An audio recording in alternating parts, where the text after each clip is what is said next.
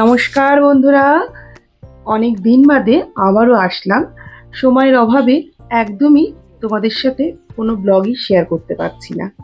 তো তোমরা সবাই আশা করি ভালো আছো, আমিও ভালোই আছি। লাস্ট ফ্রাইডে ছিল গুড ফ্রাইডে। তো গুড ফ্রাইডেতে আমরা গেছিলাম একটু ঘুরু করতে। ওই মেয়ের এক্সাম কমপ্লিট হয়ে গেছিলো, তো চলে গেলাম একটু ছোট্ট করে একটা ঘুরতে। তারপরে আমরা শুধু একা নয়, আরও দুটো ফ্যামিলির সঙ্গে গেছিল। সবাই মিলে ঘুরতে গিয়ে যা হয় আর কি, আনন্দ, মস্তি, গল্প, এই আর কি।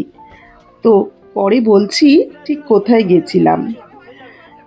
তবে ট্রেনে করে গেছিলাম, আর দিল্লি থেকে ট্রেন কিন্তু একটু লেটেই ছেড়েছিল, কিন্তু বারবার মনে হচ্ছিল যে ঠিক টাইমে ছেড়ে দেবে, কিন্তু এতবার ট্রেনটা ডিস্টার্ব করছিল, ছাড়তে ছাড়তে একটু দেরিই হয়ে গেছিল, কিন্তু একদম রাইট টাইমে কিন্তু পৌঁছে দিয়েছিল। তো চলো দেখা যাক কোথায় গিয়ে পৌঁছালাম আর কোথায় ঘুরে বেড়ালাম। ছিল প্রচুর রৌদ্র। মর্নিংয়ে ঢুকেছিলাম আর পৌঁছেছিলাম লখনৌতে। লখনৌতে চলে গেছিলাম, দিল্লি থেকে লখনৌ। রাতের ট্রেন ছিল আমাদের, তো 11:30টার ট্রেনে বসে গেছিলাম, দিয়ে পৌঁছেছিলাম প্রায় সকাল 7:30টায়। ওই 6-7 ঘন্টার ব্যাপার ছিল। খুব আনন্দ করেই সবাই মিলে খুব আনন্দ করেই এই ট্যুরটা আমাদের কমপ্লিট হয়েছিল। আর তবে এত আনন্দের মধ্যেও যেটা ছিল সেটা হলো একটুখানি দুঃখ। একটু তো টেনশন থাকবেই ঘুরতে গেলে, সেটা হলো আমার মেয়েকে নিয়ে টেনশন ছিল। কারণ ওর ছিল প্রচুর শরীর খারাপ, ও বাড়িতেই প্রায় 7-8 বার লুজ মোশন ওর হয়েছিল, আর তার সঙ্গে প্রচণ্ড ভমিটিং হচ্ছিল।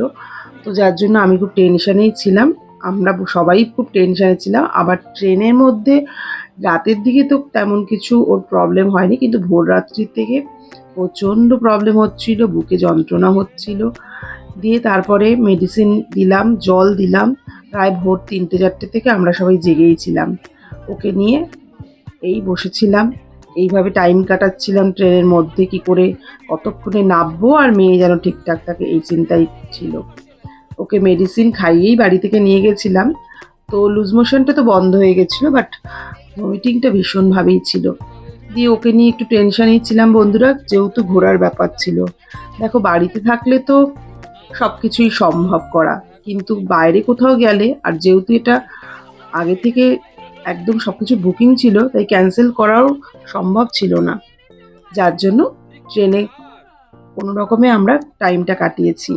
এইবার আসি একটা অদ্ভুত ব্যাপারে, সেটা হলো আমাদের মধ্যে পাকু, মানে লিজার ছেলে সবার ছোট।